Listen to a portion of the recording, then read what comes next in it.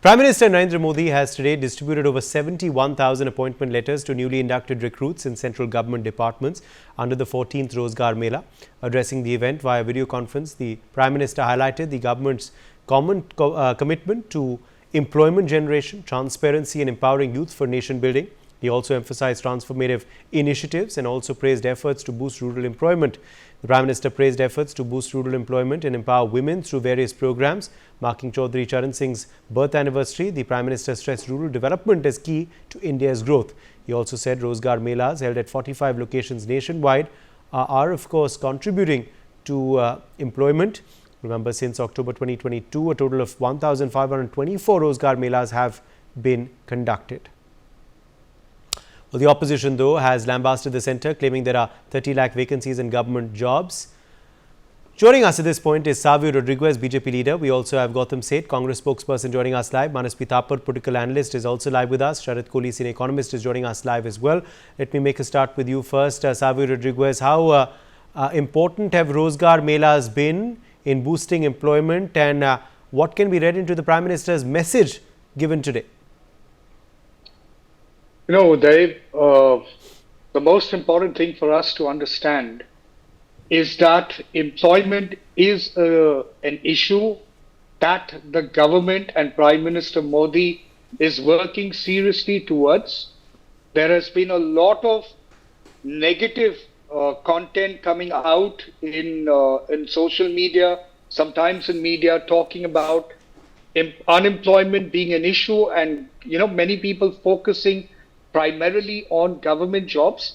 Yes, government jobs is one of the areas that the centre is working towards ensuring that the need in government departments are met. But more importantly, you have to look at the employment creation that is happening in the country, not only through government jobs, but through the economic trajectory that you're seeing in varied sectors in India, and thereby creating job opportunities for people. For example, in the startup segment, we've got 1,18,257 startups that have come up over the last 10 years, and you are seeing that there's tremendous amount of job creation within the startup segment as well. You've got 100 companies that have become unicorns. Then you look at the MSME and the SME segments as well, who are contributing a lot to job creation.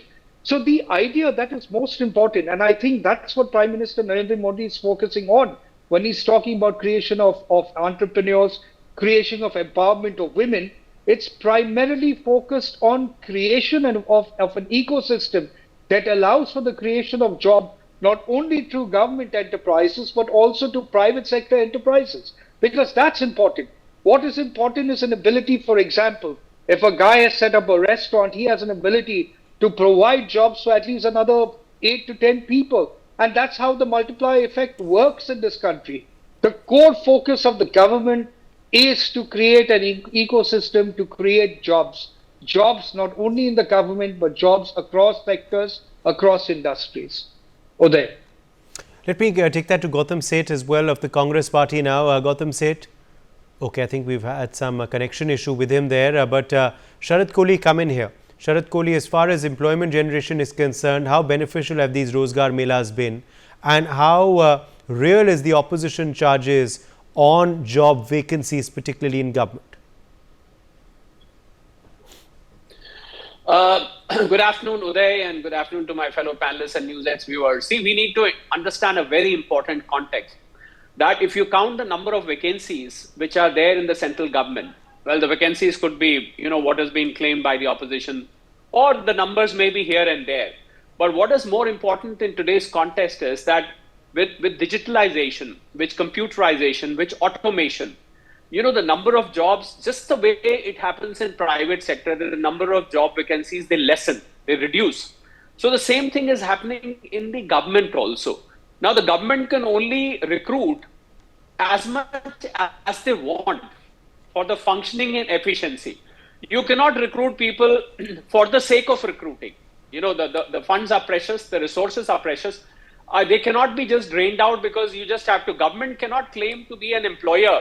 A very interesting data, the total workforce size, as per my estimate and my own economic research team informed me, is about 60 crores in this country as of now. the total size of people employed by state and central governments in the country is close to 3 crores. Mind this number, 3 crores. Out of this, about 5 million, that is 50 lakh people, are employed by the central government, and the rest of them go to the state governments. Now, whereas the central and the state government is a very reasonably large employer, but if you look at the total workforce of the country, which is 60 crores, that is the workforce. It also includes unemployed people, by the way. Nobody should misconstrue that these are the number of people who are employed in the country. They are definitely not the people. That's the size of the workforce. Now, the prime responsibility of the government, Uday, is to create an environment and a platform where jobs are created. Undertake and implement policies where job creation happens. Well, no doubt, government as an employer is definitely there. You need people to run the government. And Prime Minister Modi has been doing it from time to time.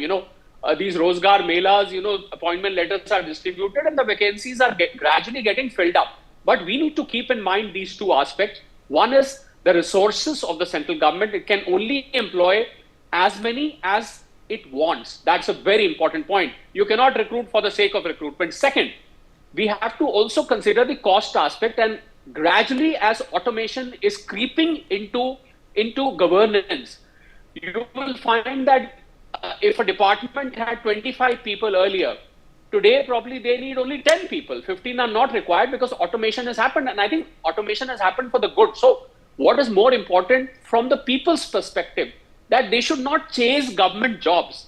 Gone are the days when a government job was considered as a security for lifelong, and somebody used to get.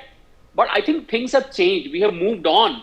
So the situation is very different. Government will only employ people as many as it is required. The vacancies over a period of time, in the times to come, Uday, they are not going to grow exponentially. You cannot expect that these vacancies from 50 lakhs government employees of tomorrow is going to be 1 crore, because ultimately we are aiming towards minimum workforce, trying to do the maximum work. And with artificial intelligence, Internet of Things, blockchain technology walking into the government, you will that automation and machinery, electronics, place in the government functioning, which means that there will be lesser people required. So for all those aspirants through the show, allow me to say to all those aspirants who hunt for government jobs, I would advise them that fine, they can keep applying for government jobs and the government will keep taking initiatives of these Rozgar Melas, but they should look for an alternate career. They should skill themselves. They should train themselves to be fit for the industry. There's a lot happening in the industry.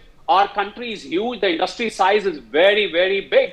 And I think there are tremendous opportunities for people who are looking for private jobs. So Rozgar Mela is good, but we should not look at them as job creators or job givers forever, Uday.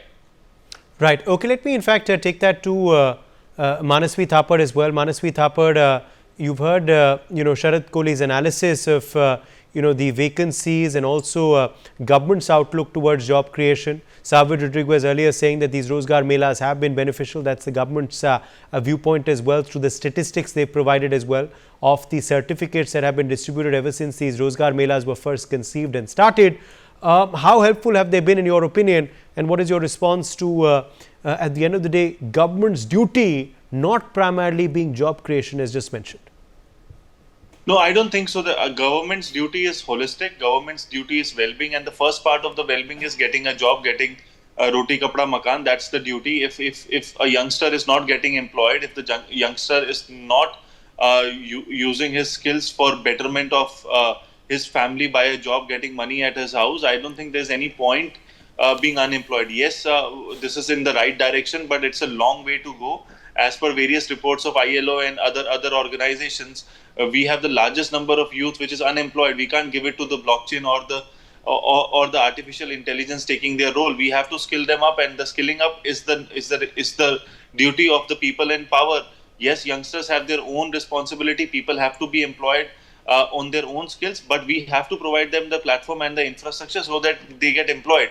Further, with a country as large, as democratic as our country, unemployment is always an issue. Since 1947 till today, unemployment has been an issue. We have to have a holistic approach towards unemployment. We cannot give it to artificial intelligence or blockchain. We have to get our citizens trained enough to they get a better opportunity to run this country, to be an employee for the 21st century India. We cannot let that happen. We cannot have a youth who are productive, who are youth enough to give something to the society, are sitting at homes. So we have to do that. Yes, 71,000 is a good number, but when we look at 1.4 billion people in a country and 83% of the employable youth unemployed, that has to be tackled. And if we have to add private sectors in the Rozgar Mela, yes, we should do that. If we have to add startups, SMEs, MSME also holistically being part of the Rozgar Mela with the government, going hand in hand with the government to create jobs, I think that's a great step. But skilling up, as Mr. Kohli said, skilling up is required, but a person cannot skill up on its own. But that infrastructure, that accessibility of skilling up also have to be there. With all the technologies which we have, we should have easy platforms for skilling up.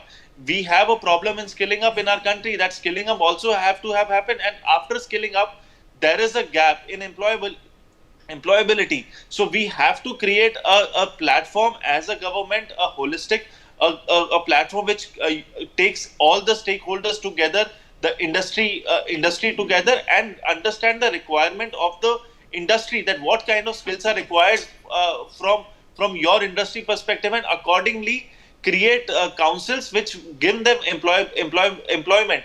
We cannot, I don't feel that we could be very happy, very proud of that 71,000 people getting their employment letter. That's the first step, that's a beginning. And this was something which was told in 2022, that 10 lakh youth would be given employment. And what we have seen is, in 1 year, what 10 lakhs was committed, only 71,000 in 2024, end of it is given. I don't want to criticize that, because there is no criticism on that front. Why do I say that? Is also, it is very difficult for government also to create jobs. We cannot create a liability economy by adding people on jobs and giving the exchequer a loss-making situation. We can't do that. But we have to utilize our youth in a better way. And that better way has to be done in a way in which all the stakeholders have to come together, because this is the basic problem of our country. Once employability is solved, poverty is solved, other things are solved, taxation gets better results in our country, everything, other aspects of our livelihood, the happiness index or whatever indexes we talk about, are taken care of if we only focus on employability. And employability is the pain point for any political party who's going to be in power. So that approach has to be that all the political parties have to come together. It's not about opposition or people in power, that we are doing more or you are doing less. It's about coming together, all the stakeholders. When I say all the stakeholders, that means political parties, people in industries, people in large industries, people in startups have to come up. There has to be a specific, a scientifically driven thing which talks about our country for the next decade, for a next 5-year plan, that how with the changing technologies India is going to move forward, and what kind of jobs are going to be redundant, and what kind of jobs are going to be the future of our country. So that skills have to be developed right now.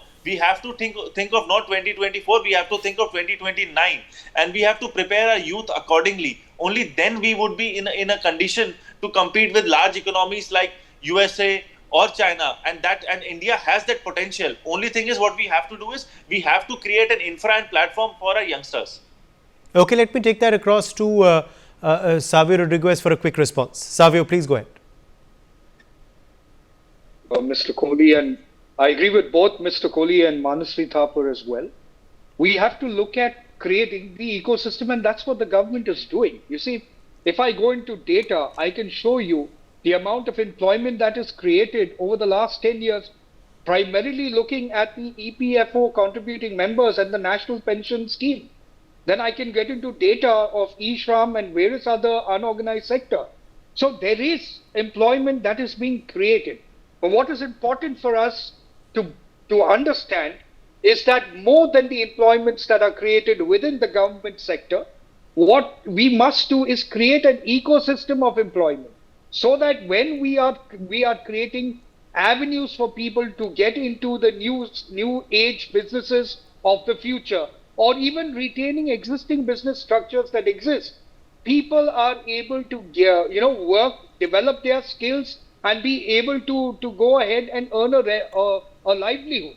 So let's say, for example, we know the future is about AI. Why has the government been stressing a lot on artificial intelligence? Because the next 5, 10 to 15 years, artificial intelligence is what is going to be dominating the world space, not only India's space. And India is going to be a very powerful player in that space. Therefore, the skill development in that area has to be for people developing within the artificial intelligence space as well. You're looking at food processing, which is another industry that's doing extremely well, and a lot of demands coming out of India. Then there needs to be skill developed in that segment as well.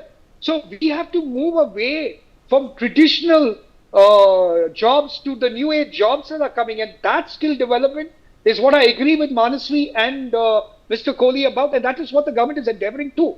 The most important fallacy in the country at this point of time is the belief that it is the government job that is the definition of employment generation, and that is incorrect.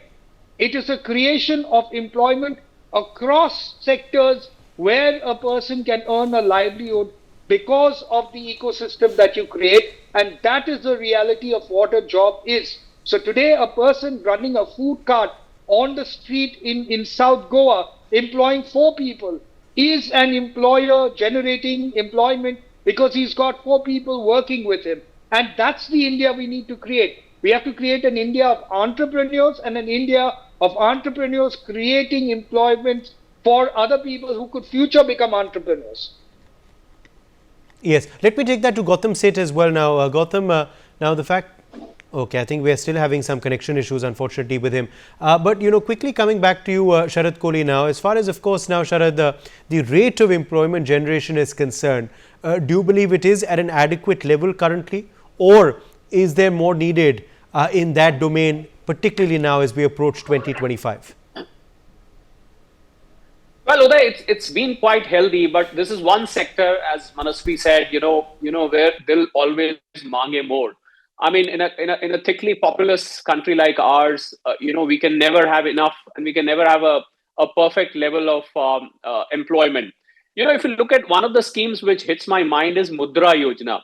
Now, that was primarily brought in from the point of view of, creating job creators instead of job seekers, job givers as they were called. Now, the data that I have in hand as of now, it says about 46 crore Mudra Yojana loans have been given. These are the numbers. 27 lakh crore worth of amount has been given to these people. And we should not forget, why I'm mentioning this scheme here is not because I'm a big fan of Mudra Yojana, but because most of the people here are in the unorganized sector.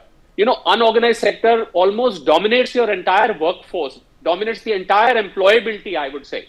So I think it's worth mentioning here that now what government needs to do is to come out with a white paper where it announces that because of Mudra Yojana, these 46 crore loans given, how many people actually got employment? Picking up the leap from what Savio said, the South Goa example he gave of a cartwala employing 4 people. Maybe this cartwala was a beneficiary of Mudra loan, or maybe not.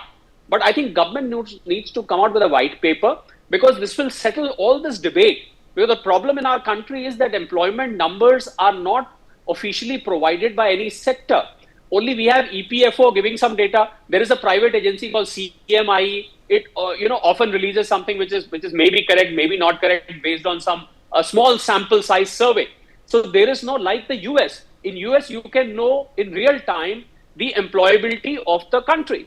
But in India, we do not have that system. So the way to address the problem is first to identify the problem. We need to understand as to how many people are actually unemployed. The data, which is why you keep getting these nasty comments from the opposition, because everybody is hitting in thin air. You're just shooting in the dark. You're just cooking up a number and coming out, because nobody has an authentic number on either the employment rate or the unemployment rate, considering the fact that 60 to 70% people in our country, Uday, still depend on agriculture. Now, one small comment I would like to make on what Manasvi said, that giving up to artificial intelligence or you're giving up to blockchain, It's not about giving up. It's the inevitable. So what the government can do is to train people in AI and blockchain. Once you start training people, having said that, I would agree here that there is a big gap in the skilling sector in India. There are hundreds of employers who are looking for people and not able to find people, whereas there are millions of people who are looking for jobs and not able to find jobs. So there is this gap. I think skilling in our country desperately needs an upheaval. A complete overhaul of skilling sector needs to be done. There is a skill development ministry, but there's a lot more which can be done in a country as populous as ours, Uday. All right. Let me, in fact, quickly also get in a closing comment then from Manasvi Thapar. Manasvi, you can, of course, respond to the points made earlier by Savio. But as far as, of course, now the efforts, to boost the employment generation rate, are they adequate in your opinion? Is there more to be done? Also, as far as, of course, now the private sector's role is concerned, what further would you want from industry as well to further aid government's efforts in job creation? Uday, one thing, this particular Rozgar Mela is a great chest thumping event, and I don't deny that, and it's a great thing. Last year, 51,000 people got their letters, and of which 50% did not continue the job. But having said that, these events are very necessary. But what lacks in these events is that this does not have the pan-India approach. It is only restricted to the jobs only. Why don't we take up all the state governments together? Okay. So then we have a larger So more efforts are needed is what you're clearly saying. Let's get a quick response from the Congress as well before we close. We are almost out of time. Gautam Seth of the Congress, would you like to quickly respond to the points made by the BJP on how beneficial the Rozgar Melas have been? Gautam? Okay, I think we've lost. Unfortunately, we've had major connection issues with the Congress today on the broadcast, but we have attempted to get them on. Let's just put that out there. But appreciate all our guests being with us today on this discussion.